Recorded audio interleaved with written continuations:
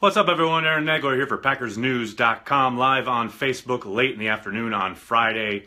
And yes, I said I'd be back if there was breaking news, and lo and behold, we have some breaking news. The Green Bay Packers, first reported by ESPN, now confirmed by multiple sources, including my own, are signing Davante Adams to a contract extension.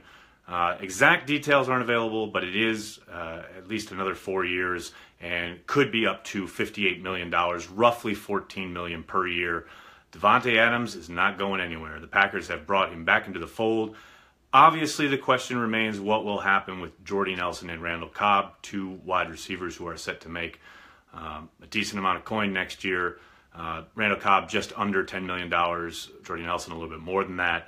But for the time being, the news is Davante Adams isn't going anywhere, will not hit free agency. The Packers, in a bit of an odd move timing-wise, sign Adams to an extension 2 days before their final game of the regular season.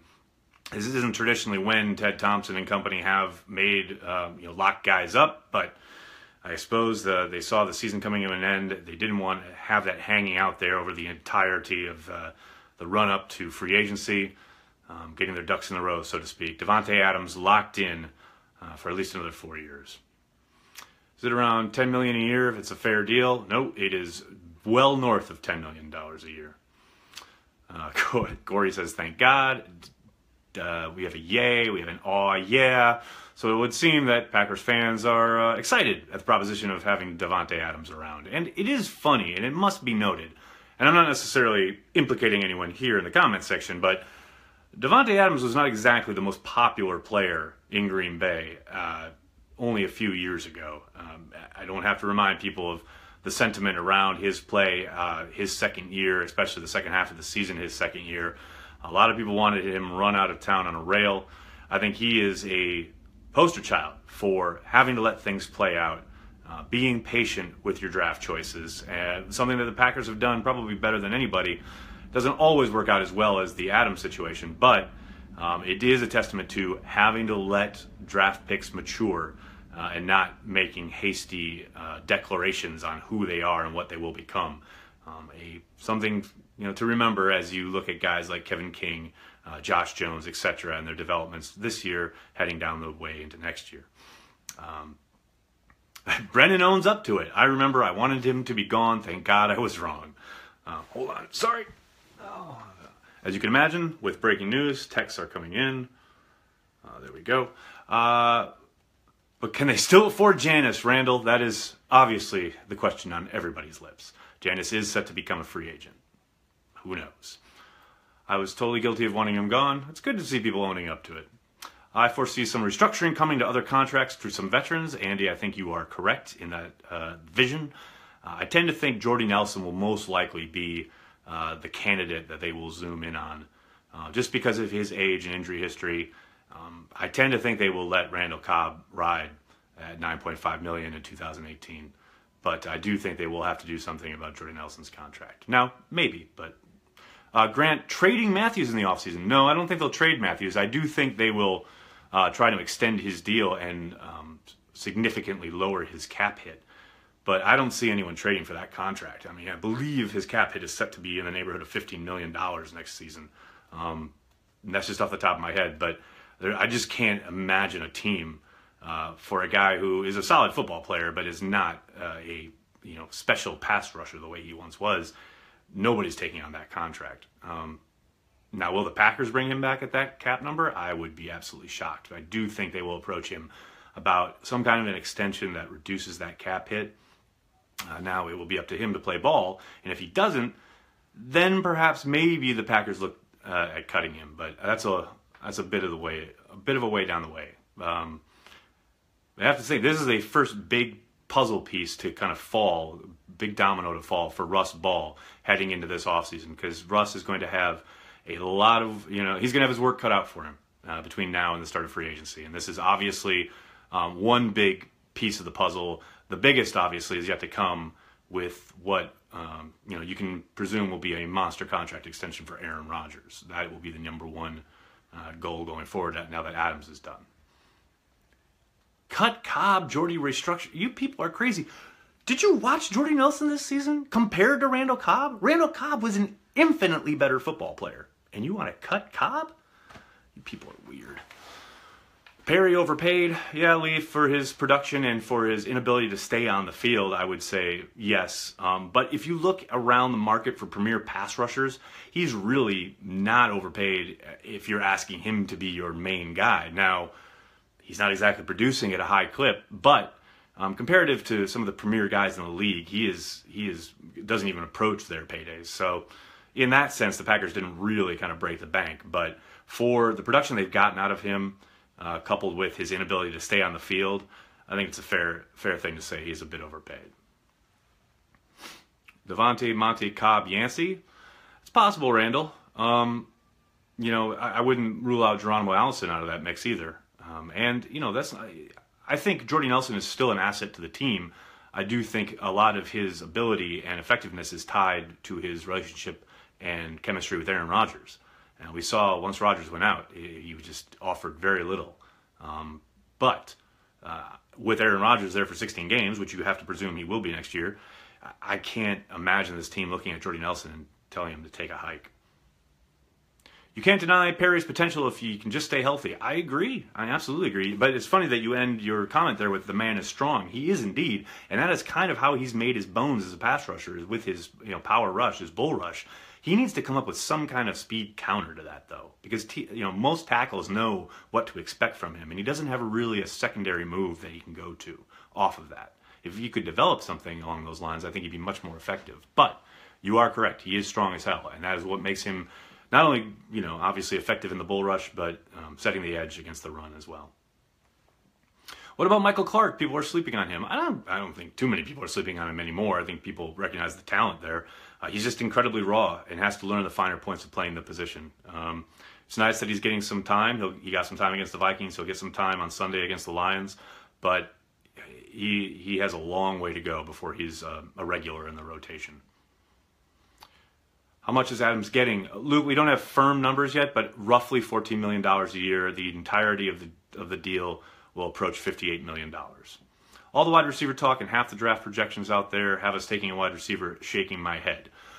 Well, with the Packers, and as many, I talked about this yesterday on Facebook Live here, with as many multiple wide receiver sets as they run, it's always a good idea to be drafting a wide receiver year after year after year, which is basically what Ted Thompson has done. Can never have too much talent at that position, especially when you have Aaron Rodgers at quarterback. Hate to say, Jordy Nelson is no longer our number one wide receiver. I absolutely agree, and apparently so does Mike McCarthy. He called Davante Adams their number one perimeter player earlier this week. And I think this contract definitely puts their money where their mouth is in that regard. Any chance Callahan plays Sunday? Kelly, I would think only if Brett Hundley gets injured. If they didn't put Callahan in Saturday night against the Vikings as poorly as things were going, I can't imagine a scenario where they pull Hundley for Callahan other than injury on Sunday afternoon.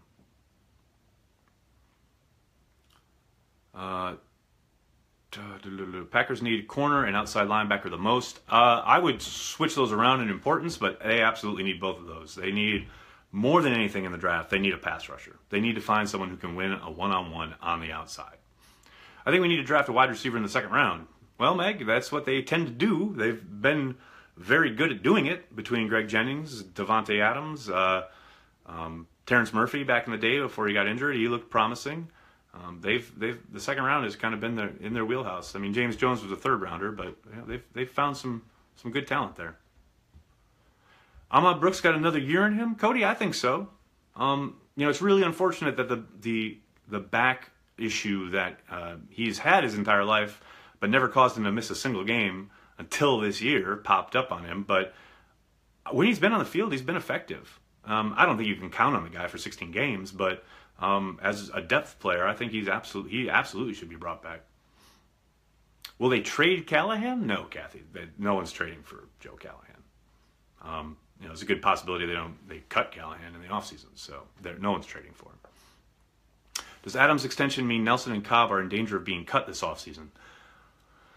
I doubt Cobb gets cut. I would be absolutely shocked, as his cap hit next year I think is $9.5 million. They can definitely live with that. Nelson, on the other hand, I don't think he's in danger of being cut, but I do think they will approach him about some kind of restructuring. I can't imagine they go into next year with 3 cap hits hovering at or above $10 million at wide receiver. Do we need a huge, healthy offensive tackle? I would think so. After the injury to Jason Spriggs came out earlier this week that it's a dislocated kneecap. It's not something you come back from easily or quickly. You've also got Brian Bulaga going to be coming back from yet another ACL tear.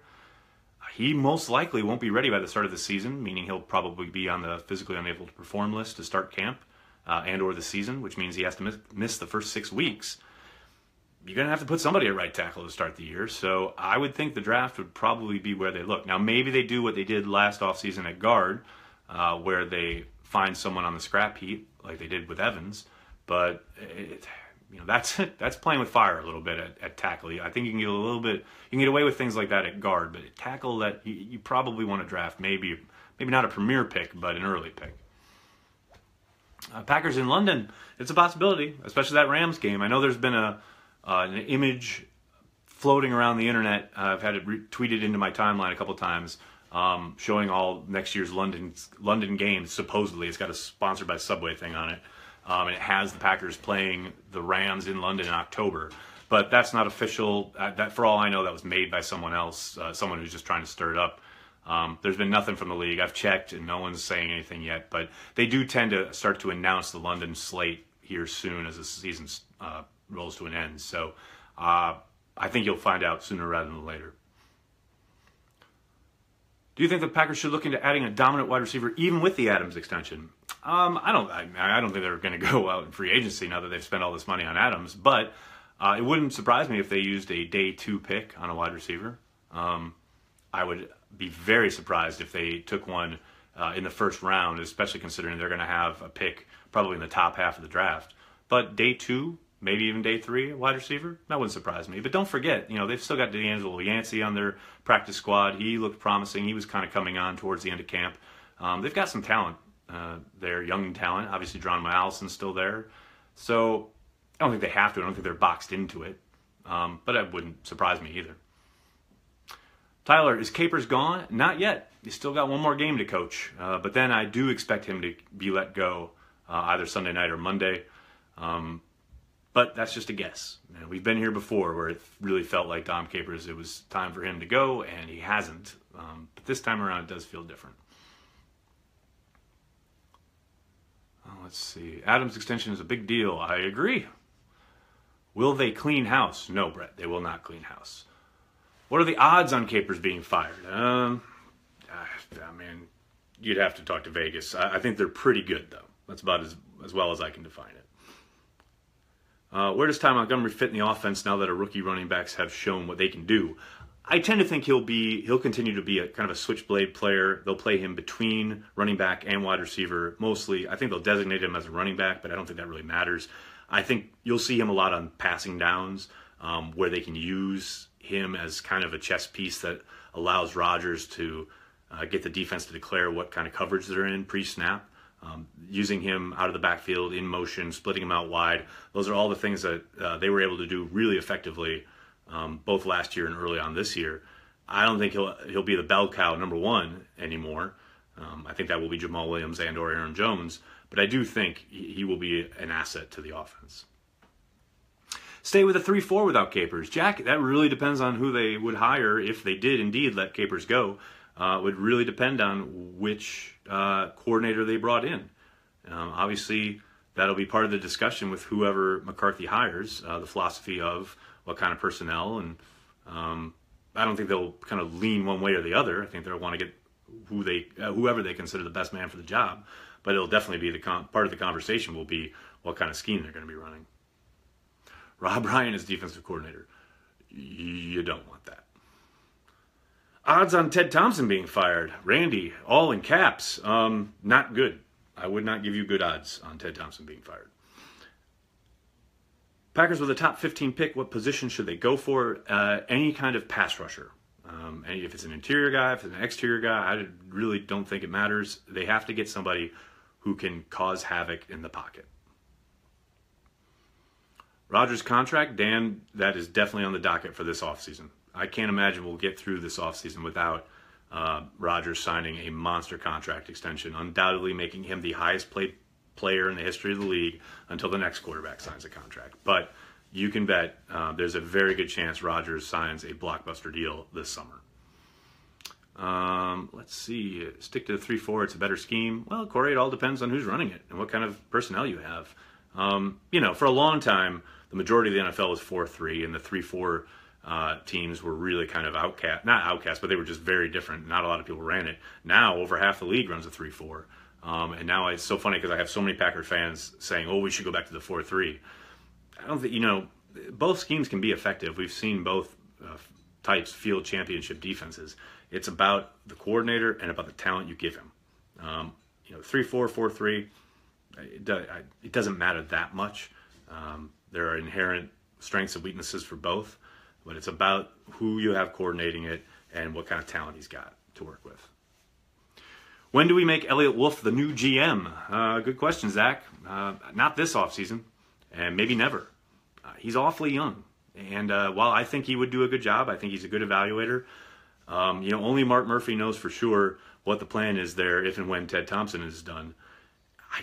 I have a real hard time imagining Mark Murphy handing the keys over to someone in his early 30s. I think it's much more likely they go, down the road with Russ Ball, most likely. That would be my guess, but that's all it is. It's just guesswork. No one is letting Cobb go. Stop it. Travis, I agree. It's gotten tiresome, but it seems to keep coming up. Raji replaces Capers. I like it. Malcolm Butler is a free agent. He is indeed. I think we are better with a 4-3. Possibly. I prefer 4-3 the days of Aaron Campman. Very nice. Winston Moss, give him a shot. Man, I don't think that's a very good idea at all. I think Winston is a fine coach.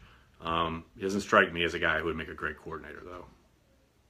Hybrid is today's game. It doesn't matter 3-4 or 4-3.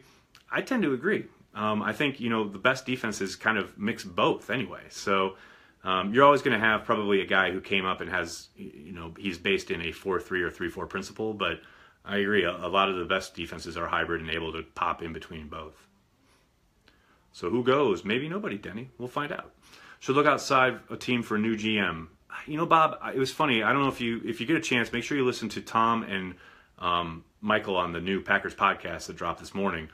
But, Michael was asking about that, and Tom Silverstein, said that they have a system in place. It's highly unlikely they look outside the franchise. Now, I think there's, good and bad aspects of that, but they have spent a long time keeping Brian Gutekunst and Elliott Wolf in-house with raises and title changes and, made sure that they are still around. So I can't imagine that they've done that with the idea of looking elsewhere. I think one of those guys, and Alonzo Highsmith, and, all these guys are waiting their turn. I got to imagine one of them is going to be the next general manager if it's not Russ Ball, because I think Russ Ball is the guy. Overpaid for Adams with his concussion history. It's possible, Jim. Only time will tell, but you don't want to let talent walk out the door, and with a salary cap going up $10 to $12 million every offseason, including this one, you can structure that. You got to think they'll protect themselves somehow. Remember, when you see these first numbers on a contract, it's impossible to get anything out of the team, even though you try every time. But you're always getting these numbers from the player side, more often than not. So they're always going to be painted in a favorable light for the player. You have to think the team has done a good job of kind of protecting itself in that regard. Try and bring Sam Shields back for cheap. No, that's not going to happen. That ship has sailed. What kind of GM would Russ Ball be? That's a good question, Alexander. It's funny because the Packers, Ted Thompson in particular, has talked up his bona fides on the personnel side, how he has written scouting reports and really tried to envelop and engross himself on the personnel side. But he's a cap guy. That's his background. I would tend to think he would need a lead scout, so to speak, to be his personnel guy. And if you're going to do that, just give that guy the GM job. Let Russ keep doing the numbers. But like I said, I just think as much as Russ has done in his time in Green Bay, he's really been Ted Thompson's right-hand man. My hunch is that's the way Murphy will go. But again, that's just guesswork on my part. That is so much money for Adams. I mean, it is a lot of money. But if you look around at what other receivers are getting, it's pretty much in line with it. Our corners have played pretty well this year. I agree. For the most part, you look at the ascension of Demarius Randall and Kevin King when he was on board, when he was still healthy. I think they played pretty well. Now, obviously, you got to get another guy in there because I don't think Quentin Rollins is the answer, especially now that he'll be coming back from an Achilles injury. But I think, for the most part, there's a good base there. They just need to augment it with a little bit more talent. Now, maybe Lindsey Pipkins is that guy. He's shown some promise, but he's still young and incredibly raw. Do you think someone would employ Ben McAdoo? Maybe. I mean, eventually I think he'll find a job. I mean, remember, Joe Philbin got work after his disastrous turn in Miami. I think McAdoo will find another job, maybe in Green Bay, although I doubt it. But, yeah, he's still a good football coach. He just wasn't a very good head coach in New York.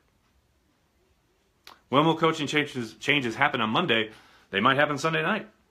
Stay tuned to PackersNews.com for all the latest, because we'll have it all for you. How's that for a plug? Not bad, right? All right, everybody. On that note, make sure you're checking PackersNews.com for all the latest. We'll have everything on the Adams signing extension and everything leading up to the Detroit game and whatever aftermath there is, whether that's Capers leaving or no. We'll have it all for you at PackersNews.com. Make sure you're checking it out. Thanks a lot, everyone. Talk to you Sunday in Detroit.